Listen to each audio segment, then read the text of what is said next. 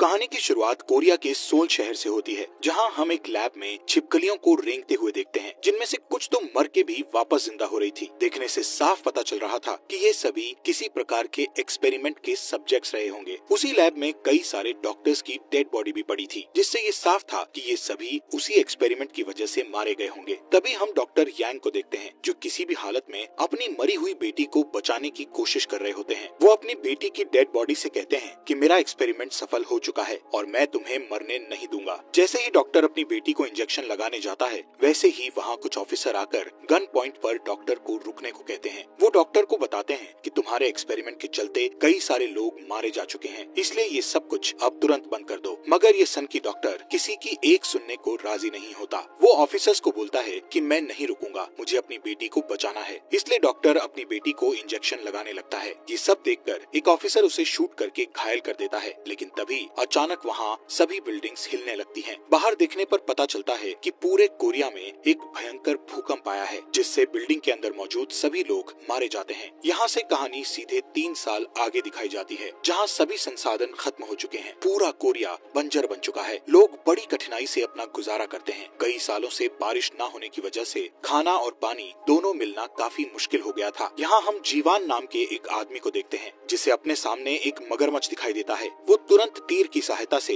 उस मगरमच्छ को मार डालता है। जैसे ही जीवान उसकी तरफ बढ़ता है, तो वो मगरमच्छ एक बार फिर जिंदा हो जाता है और जीवान पर हमला कर देता है। जीवान की किस्मत अच्छी थी कि उसी समय नमसान वहाँ आ जाता है और मगरमच्छ को पकड़कर उसका सर काट देता है। नमसान और जीवान दोनों ही बहुत अच्छे दोस्त हैं। ये दोनों अपना गुजारा करने के लिए मिलकर जानवरों का शिकार किया करते हैं और शिकार किए हुए जानवर का मांस ले जाकर पास ही की मार्केट में बेचा करते थे। बदले में लोग उन्हें पीने के लिए पानी और अन्य चीजें लाकर दिया करते थे। दोनों दोस्त मार्केट में उस मगरमच्छ का मांस बेच रहे होते हैं कि तभी केट नाम की एक लड़की खाने के बदले बहुत सारा सोना ऑफर करती है, मगर ये दोनों ही उसे लेने से मना कर देते हैं, क्योंकि भूकंप के बाद सब कुछ तबाह हो चुका था। इसलिए अब किसी की कोई वैल्यू नहीं रह गई थी। मगर वो लेडी कहती है कि सब कुछ ठीक हो जाने के बाद इसे यूज कर लेना, जिस पर जीवान गुस्सा होकर कहता है कि ये कभी ठीक नहीं होगा। दरअसल वो लेडी नमसान पर लाइन मार रही थी, लेकिन नम उसे इग्नोर करते हुए एक मरा हुआ सांप उसे खाने के लिए दे देता है। वहीं लाइन में अपनी बारी का इंतजार कर रही सूना नाम की लड़की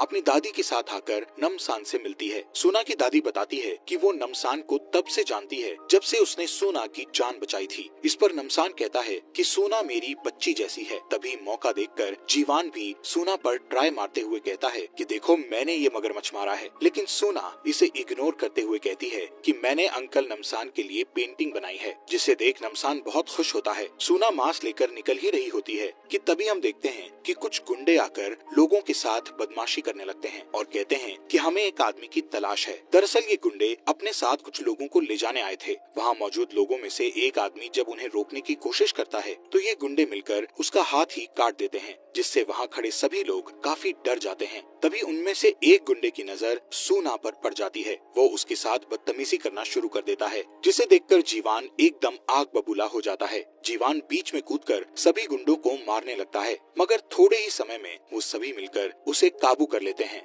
जिसे देख नमसान भी लड़ाई में कूद जाता है और पंच मार मार कर सबका बुरा हाल कर देता है। नमसान उनमें से एक गुंडे को पकड़कर पूछता है कि बताओ तुम किसके लिए काम करते हो और किसने तुम्हें यहाँ आने के लिए बोला था। नमसान से डरकर वो गुंडा तुरंत उसे बता देता है कि हम टाइगर के आदमी हैं और उसी ने हमें यहाँ आने के लिए बोला था। नमसान उन सभी गुंडों को बोलता है कि जाके अपने बॉस टाइगर को बोल देना कि अगर दोबारा वो नमसान के इलाके में दिखाई दिए तो अंजाम अच्छा नहीं होगा। नमसान का नाम सुनते ही सभी गुंडे डर के मारे वहाँ से भाग खड़े होते हैं। दरअसल नमसान बहुत ही फेमस फाइटर और हंटर हुआ करता था। उसकी मार से लोगों की हालत टाइट हो जाया करती थी। गुंडों के जाने के बाद जीवान और सूना उसे थैंक यू बोलकर अपने काम के लिए निकल जाते हैं। काम खत्म करके नमसान और जीवान अपने घर की तरफ जा ही रहे होते हैं कि तभी वो दोनों सूना के घर के बाहर कुछ लोगों को देखते हैं और खतरा ना हो इसलिए नमसान जाकर पूछता है कि ये सब क्या है। तभी भीड़ में खड़ी सिया नाम की एक लेडी उसे बताती है कि हम लोग गवर्नमेंट की तरफ से आए हैं। हम पास में बने एक सरकारी अपार्टमेंट में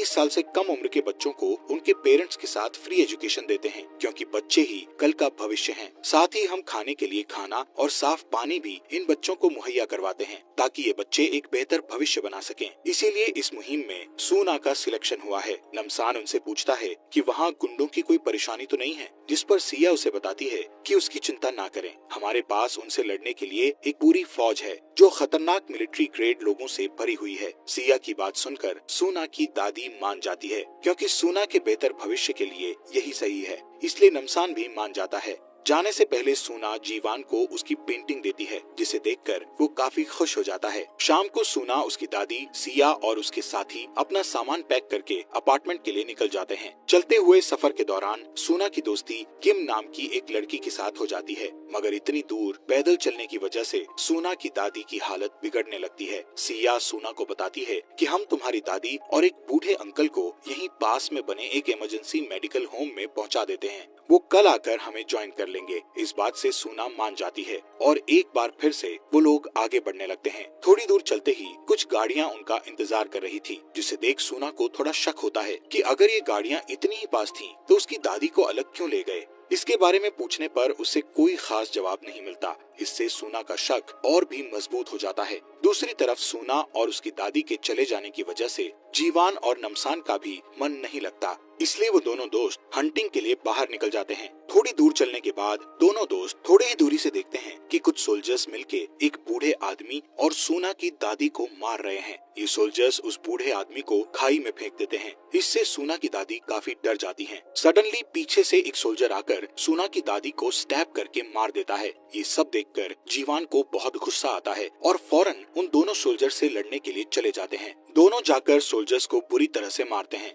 मारते मारते नमसान एक सोल्जर की जान ले लेता है, मगर वो सोल्जर दोबारा उठ खड़ा होता है। नमसान एक बार फिर से उसे मार देता है, बट साइकिल कंटिन्यूज। तभी अचानक पीछे से ली नाम की लड़की आकर दोनों दोस्तों की मदद करती है। अगली सुबह दादी की बॉडी को एक जगह दफनाकर जीवान ली से पूछता है कि उन सोल्जर्स के साथ क्या हुआ था, वो मर क्यों नहीं रहे थे। ली उन्हें बताती है कि ये सोल्जर्स तभी मारे जा सकते हैं जब इनका सर धड़ से अलग कर दिया जाए। आगे बताते हुए ली कहती है, यहाँ से थोड़ी दूरी पर एक अपार्टमेंट है जहाँ हमें कई सारे लोगों को बचाना है। इसके लिए मुझे तुम्हारी मदद चाहिए। दरअसल वो एक एयरफोर्स ऑफिसर थी। भूकंप से बचे हुए सर्वाइवर्स को ढूंढते हुए उन्हें एक अपार्टमेंट मिला था जो पूरी तरह से सुरक्षित था और वहाँ फ्रेश वाटर का काफी अच्छा सोर्स भी उपलब्ध था। हमने उसे लोगों के रहने के लायक बनाया। उसी समय वहाँ डॉक्टर यांग भी आए थे। भूकंप से बचे हुए वो एकमात्र डॉक्टर थे, इसलिए मुझे लगा कि ये हमारे बहुत काम आएंगे। मगर मुश्किल तब बढ़ने लगी जब डॉक्टर के द्वारा अपने एक्सपेरिमेंट के लिए ले जाए गए 20 साल से कम उम्र के बच्चों का कुछ अता पता नहीं चल रहा था। जब मैंने इसके बारे में डॉक्टर यांग से पूछा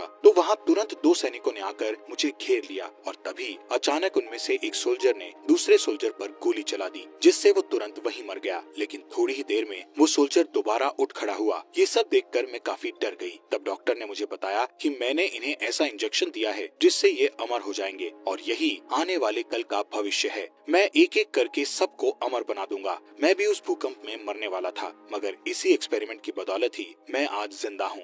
ली बहुत बुरी तरह से डॉक्टर यांग पर गुस्सा हो जाती है और उसका कॉलर पकड़कर उससे पूछती है कि बताओ वो बच्चे कहाँ हैं। डॉक्टर को बचाने के लिए पॉल ली पर फायर कर देता है, मगर गोली जाकर सीधे उसके कंधे पर लगती है। मौका पाकर ली खिड़की का शीशा तोड़कर वहाँ से भाग जाती है और जैसे तैसे अपनी जान बचा लेती है। इसलिए आगे की लड़ाई में मुझे तुम्हारी मदद चाहिए। नमसान उससे कहता है कि हम अकेले उनकी फौज से नहीं लड़ सकते, इसलिए हमें किसी और की भी मदद लेनी पड़ेगी। नमसान, जीवान और ली तीनों टाइगर के अड्डे पर जाते हैं और उसकी मदद मांगते हैं, मगर टाइगर, जो अभी तक अपनी राइवल जॉन की गैंग से लड़ रहा था, वो जॉन से कहता है कि नमसान एक बहुत ही फेमस फाइटर था, इसी की वजह से मैंने बॉक्सिंग छोड़ दी थी। अगर तुम में से किसी ने भी इसको मार गिराया तो मैं अपने सारे आदमी तुम्हें दे दूंगा। इतना सुनते ही सभी लोग मिलके नमसान और जीवान के ऊपर हमला कर देते हैं, लेकिन नमसान अकेले ही सब पर भारी पड़ता है। नमसान बहुत बुरी तरह से सबको मारता है, जिससे बचे हुए लोग वहाँ से भाग खड़े होते हैं, लेकिन नमसान कैसे भी करके टाइगर को पकड़ लेता है। जीवान और ली मिलके उन गुंडों के हथियारों को चेक करते हैं, जहां उन्हें हथियारों के साथ साथ साफ पानी भी मिल जाता है। फिर नमसान टाइगर से पूछता है कि ये साफ पानी तुम उसी अपार्टमेंट से ला रहे हो ना? और अब टाइगर उन्हें बताता है कि हाँ, ये साफ पानी और खाना हमें वहीं से मिल रहा है। बदले में हम उनके लिए लोगों को सप्लाई करते हैं, लेकिन आजकल उनकी डिमांड 20 साल से कम उम्र के बच्चों की हो गई है। इसलिए हमारे लोग उस दिन तुम्हारे इलाके में आए थे। हम उन लोगों को भी उन्हें ही देने वाले थे। इस बात से जीवान और ली काफी गुस्सा होते हैं, मगर नम उन्हें रोक लेता है और जोर का पंच टाइगर को मारकर उसे बेहोश कर देता है। दूसरी तरफ अपार्टमेंट में सिया सूना और बाकी बच्चों को क्लास की तरफ लेके जाती है। तब वहाँ किम के माता पिता पूछते हैं कि हम बच्चों से कब मिल सकते हैं। तब सिया उन्हें बताती है कि तुम पेरेंट टीचर मीटिंग में उनसे मिल सकते हो। इतना कहकर सभी युवाओं को 8th फ्लोर पर ले जाते हैं, जहां उनके रहने के लिए साफ कमरा, नल से आता हुआ साफ पानी, अच्छे भोजन, इन सब की व्यवस्था थी। मगर इन बच्चों के पेरेंट्स को इन लोगों ने नीचे बेसमेंट में काम करने के लिए रखा है, जहां ये लोग उन्हें हर वक्त मजदूरों की तरह काम करने के लिए फोर्स करते हैं। सिया डॉक्टर यांग को बताती है कि हमारे यहाँ किम और सूना नाम की 2 स्टूडेंट्स आई हैं, जो एक्सपेरिमेंट के लिए एकदम परफेक्ट हैं। डॉक्टर उनसे कहता है कि ठीक है कि दोनों लड़कियों का अच्छे से ख्याल रखो, साफ खाना और पानी उन्हें हर वक्त खिलाते पिलाते रहो। क्लास में सूना नोटिस करती है कि वहाँ प्रेजेंट सभी बच्चे बहुत ही अजीब तरह से उन्हें देख रहे थे और सभी बच्चों की गर्दन पर एक कट का निशान भी था। सूना सिया से पूछती है कि अगर आपके पास इतना ही साफ पानी है कि नहाने के लिए भी इस्तेमाल किया जा सकता है, तो हम इसे बाहर के लोगों के साथ क्यों नहीं बांट सकते? इस बात पर सिया कुछ नाराज हो जाती है और सूना को कुछ अजीब सा जवाब देती है, जिससे सूना बिल्कुल भी संतुष्ट नहीं होती। सिया बच्चों को पढ़ाना शुरू करती है, मगर सूना का ध्यान पढ़ाई में बिल्कुल भी नहीं लग रहा था। तभी वहाँ अचानक से क्लास में डॉक्टर यांग आकर कहते हैं कि बच्चे ही कल का भविष्य हैं, इसलिए उनके लिए अच्छा खाना और शुद्ध पानी बेहद आवश्यक है। ये खाना पानी खास आपके लिए प्योरीफाई करके तैयार किया जाता है। इतना कहते ही यांग के लोग बच्चों को खाना और पानी डिस्ट्रीब्यूट करने लगते हैं, मगर सूना को इन सब बातों पर शक होता है, इसलिए वो ना ही खाना खाती है और ना ही पानी पीती है। डॉक्टर यांग किम के पास आकर पूछते हैं कि क्या तुम मेरे एक्सपेरिमेंट में मेरी मदद करोगी? जिस पर किम उसे खुशी खुशी हाँ बोल देती है। डॉक्टर यांग पॉल नाम के एक सोल्जर को इंजेक्शन देते हैं, जिससे उसमें ऐसा वायरस चला जाता है जिसकी मदद से वो काफी लंबे समय तक बिना खाए पिए रह सकता है। जिज्ञासावश सूना भी रात को अपने कमरे से बाहर निकलकर डॉक्टर यांग के ऑफिस में चली जाती है। नीचे यांग किम के माता पिता से मिलता है, जहाँ किम के माता पिता उससे विनती करते हुए अपनी बेटी से मिलने को कहते हैं। डॉक्टर यांग मान जाते हैं और उन्हें अपने साथ चलने को कहते हैं। दूसरी तरफ सर्च करते करते सूना यांग की लैब में पहुंच जाती है, जहां वो किम के गले से एक पाइप को जाते हुए देखती है। डॉक्टर यांग और किम के माता पिता भी लैब में आ जाते हैं। उनके आने से पहले ही सूना छुप चुकी थी। अपनी बेटी का ये हाल देख के किम के माता पिता रोने लगते हैं। तब डॉक्टर उन्हें बताते हैं कि बच्चों की गर्दन में एक खास तरह का लिक्विड होता है, जिससे सीरम बनाई जाती है। और ऐसा कहते ही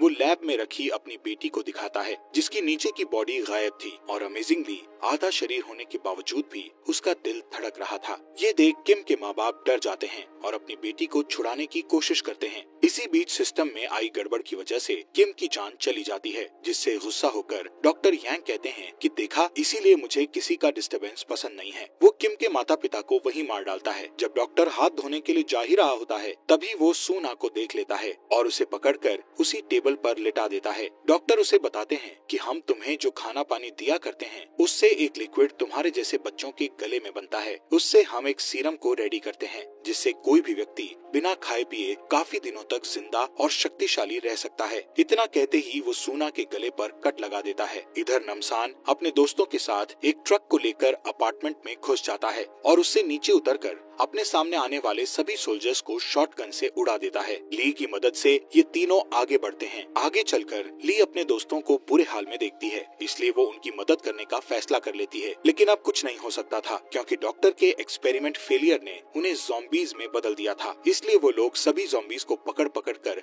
मारने लगते हैं, जिसमें नमसान की गोलियां खत्म हो जाती हैं। फिर वो एक तलवार लेकर बचे हुए ज़ॉम्बीज पर हमला कर देता है। थोड़ी ही देर में नमसान सभी ज़ॉम्बीज का सफाया कर देता है। दूसरी तरफ डॉक्टर यांग सूना की बॉडी से निकले फ्लूइड को अपने अंदर इंजेक्ट कर लेता है, मगर इससे ठीक होने की बजाय उसकी तबीयत और भी ज्यादा खराब हो जाती है, क्योंकि सूना ने कभी भी उस पानी की एक बूंद तक को नहीं पिया था। इस वजह से उसके फ्लूइड में कोई चेंज नहीं हुआ। इससे गुस्सा होकर डॉक्टर सूना को मारने ही वाला था कि तभी जीवान आकर उसे रुकने के लिए बोलता है, मगर इतने में ही उसके पीछे से एक सोल्जर आकर उस पर हमला कर देती है। जीवान और सूना दोनों बेहोश पड़े हुए थे। इसी मौके का फायदा उठाकर देखकर डॉक्टर अपने साथ ही अपनी बेटी को लेकर वहाँ से भाग निकलता है, पर जाने से पहले यांग बिल्डिंग में एक बॉम्ब ब्लास्ट कर देता है, जिससे वहाँ एक बहुत बड़ा धमाका होता है। होश में आने पर नमसान भागकर जीवान और सूना को ढूंढने लगता है। वो दोनों को लैब में बेहोश देखता है, इसलिए ली की मदद से उन्हें बाहर निकाल कर ले आता है। But on the other hand doctor के बाहर निकलते ही सभी लोग उसे घेर लेते हैं और उसे बुरी तरह से मारने लगते हैं। उनमें से एक व्यक्ति यांग के हाथ से बैग लेकर सारी सीरम तोड़ देता है, जिससे गुस्सा होकर डॉक्टर यांग अंधाधुंध फायरिंग शुरू कर देता है। इससे कई सारे लोग अपनी जान से हाथ धो बैठते हैं, मगर इसी मैसेकर के दौरान कुछ गोलियां डॉक्टर की बेटी को भी लग जाती है, जिस वजह से वो वहीं मर जाती है। मीनवाइल सभी बच्चे आजाद होकर अपने माता पिता से मिलते हैं। सभी लोग अपने परिवार से मिलकर काफी खुश होते हैं, सिवाय एक डॉक्टर के, क्योंकि वो अपनी बेटी की ऐसी हालत देखकर काफी रोने लगता है। लेकिन केमिकल रिएक्शन की वजह से डॉक्टर की हालत बुरी तरह से बिगड़ने लगती है। मगर तभी नमसान और उसके दोस्त बाहर आते हैं। अपनी बेटी की मौत से दुखी डॉक्टर सूना को मारने की कोशिश करता है, मगर तभी नमसान अपनी गन से डॉक्टर यांग के सर में गोली मार देता है, जिससे उसकी मौत हो जाती है। फिर नमसान इस अपार्टमेंट की जिम्मेदारी ली को देकर वहाँ से अपने दोस्तों के साथ निकलने ही वाला था कि तभी जिस बंजर जमीन पर आज तक बारिश नहीं हुई थी, वहाँ बारिश शुरू हो जाती है। कहते हैं डूबते को तिनके का सहारा काफी होता है, लेकिन यहाँ तो पूरा आसमान उनकी खुशियों में शामिल होने को आ गया था। 2 दिन बाद सूना नमसान और जीवान के साथ अपनी दादी की ग्रेव पर उनसे मिलने जाती है। इसके बाद हमें 2 हफ्ते बाद का सीन दिखाते हैं, जहाँ एक बार फिर केट नमसान पर लाइन मारती है, मगर इस बार जीवान और सूना उसे धक्का देकर उससे बात करने को कहते हैं। और इसी खूबसूरत एंडिंग के साथ ये मूवी यहीं पर समाप्त हो जाती है। एक कहावत तो आप सबने सुनी होगी कि लालच बुरी बला है। ये चीज इस मूवी में भी देखने को मिली। चाहे वो धन की ना हो, मगर वो अमर होने का तो लालच था ही। देखो, इस लालच के चक्कर में कितनों ने अपनी जान खो दी और कितनों का ज़ॉम्बी जैसा बुरा हाल हुआ। इसलिए भगवान ने हमें परफेक्ट बनाया है। जो हमारे लिए उन्होंने सोचा है जरूर वही सही होगा। इसीलिए समय से पहले और जरूरत से ज्यादा कभी किसी को नहीं मिलता। और इसी के साथ ये अमेजिंग मूवी यहीं पर खत्म हो जाती।